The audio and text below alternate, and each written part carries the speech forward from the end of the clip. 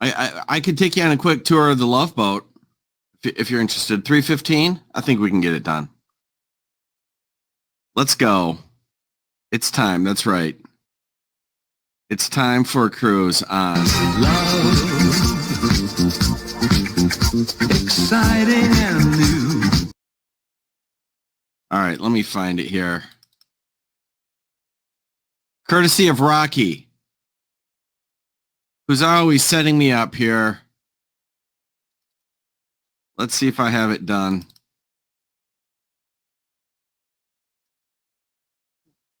Let's do this thing, shall we? Those hairdressers. Oh my God. It's just weird. Oh, nice. All Rocky. I don't know, but it's funny.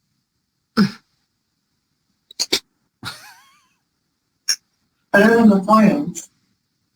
What's that? That's a great sheet. No, but I don't know if I would have come in on, but I don't think I would come in from the hairdressers. Yeah, I would turn off my video. God. You're talking about me? Yeah, we are.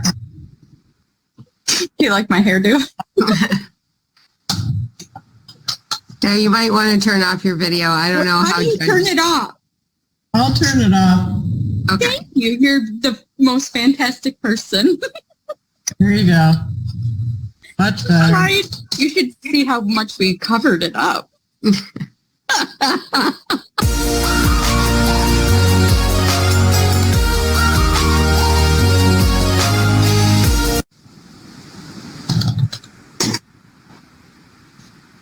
Is there anything, Mr. Clark, was anything we're going to place on the record? Do not, under any circumstances, ever, I don't care how boring life gets, as the meme goes, get married. This afternoon, other than simply continuing this matter? Well, not regarding mediation or the next court date, but there was an issue that was raised during mediation, and I need to raise it for my client.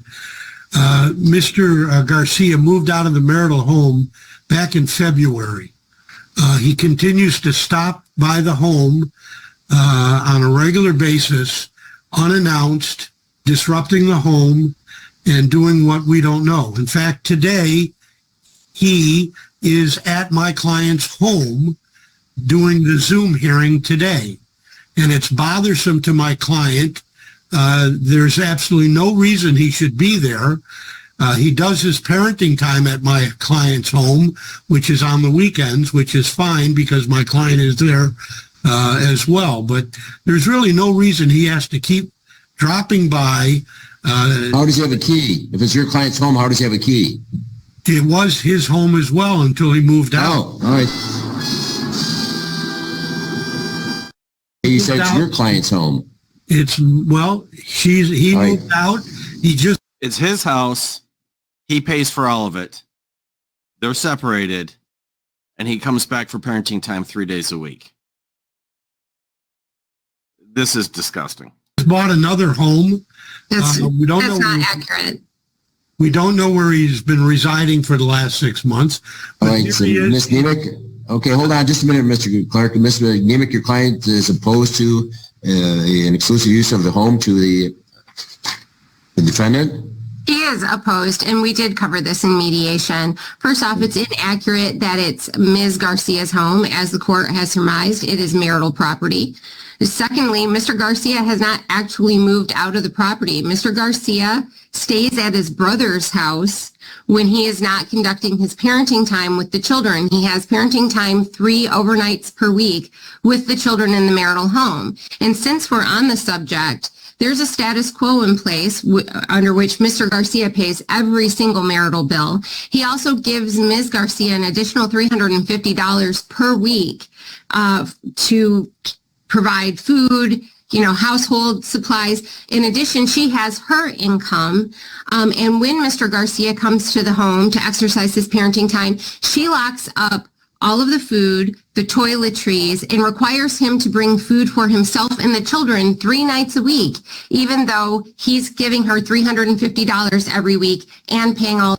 Mm-hmm. Seems as though the burrito sales aren't as strong as she suspected. the marital expenses. He has no place to put his property.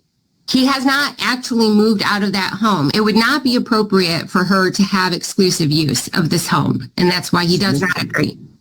That's rather disingenuous. Mr. Garcia sleeps in the home a couple nights a week. Is that correct? 3 nights a week, yes. Well, it doesn't sound like he's really, if in fact he vacated Mr. Clark, that's one thing, but it sounds like he's spent 3 nights a week sleeping in the home. The only reason he does that. The court will not grant exclusive use today. If you want to file a motion, notice up for hearing, but under those circumstances, the court's not inclined to boot him out of the house unless there's domestic violence in the home. He's disruptive. Right now, the parties, apparently it's working that he's exercising overnights in the homes. At least the judge didn't buy this garbage. But often they do. Sleeping in the home. We have no objection to him coming to the house during his parenting time, but he's just stopping over for 10 minutes here and there, and it is disruptive to the family. It's disruptive to the kids. They don't know what to think of it. There's no reason he should be there. And yes, there is a status quo. The guy makes over $100,000 a year. My client makes $800 a month. Okay, Ms. Munich, any objection to simply a courtesy communication that should not just show up? Absolutely not. And we agreed to that in the mediation. We had no problem with him giving a courtesy communication. So we can prepare an order to that effect, Mr. Clark, that Mr. Garcia shall not just show up unannounced in the home, that he's got to provide advance notice. How much advance notice, Judge? What do you suggest? I mean, an hour? He should know. He shouldn't just show up at 5 minutes ahead of time. Yeah, but again, here, my client's here in my office, and he's at the home. We don't know what he's doing. He shouldn't just be coming and going without her approval, without her knowledge, I should say. Perhaps her approval is not necessary, but at least her knowledge. If in fact Mr. Garcia is back and forth living there part-time, it sounds like, and he's not eating meals there, he's just sleeping overnight. Well, actually, since we're on the topic, I'd like to address that. He is exercising his parenting time there. And as I stated, Your Honor, there's a status quo in place where Mr. Garcia pays absolutely every marital expense, and in addition provides Ms. Garcia with $350 per week. He would like to be able to eat meals there. However, Ms. Garcia literally locks up the toilet paper. She locks up all of the food. The 3 nights a week that he is there exercising his parenting time, she requires him to bring food for himself and the children, instead of allowing him to use the food that is in the home. When we determined the $350 per week, it was at our last hearing. And look at her. Look at the big smile on her face. She finds all this hilarious. This is what I'm talking about, people.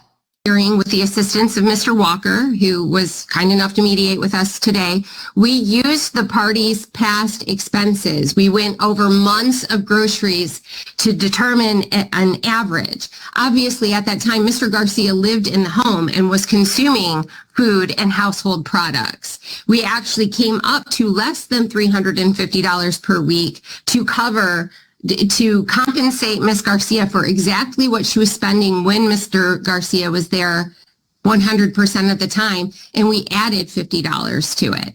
So there's absolutely no reason why Ms. Garcia should be locking up household products when Mr. Garcia is in the home. There's 5 reasons, Judge, and the 5 Hold on. 5 reasons it's not a trial. It's pretty childish. Let's get the home on the market. The only reason why we cannot list that home on the market, they need to liquidate this home. They can't share the home. It's clear. Where's my client going to go? Well, I mean, I guess we'll have proceeds to sell the home. I mean, it's got to be liquidated. If the parties cannot share the home, it seems pretty childish that she locks up toilet paper, locks up food. I mean, we got to bring this to an end. So, any reason why we cannot get the home on the market? The parties agreed to sell the home. The judge is all over this, to his credit. He really is. I mean, that's disgusting stuff. This guy, it isn't a lot of money for 5 kids. I'll say that.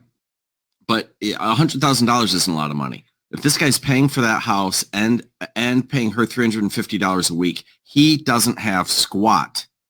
He's he's couch surfing at his brother's and working full time to make that happen.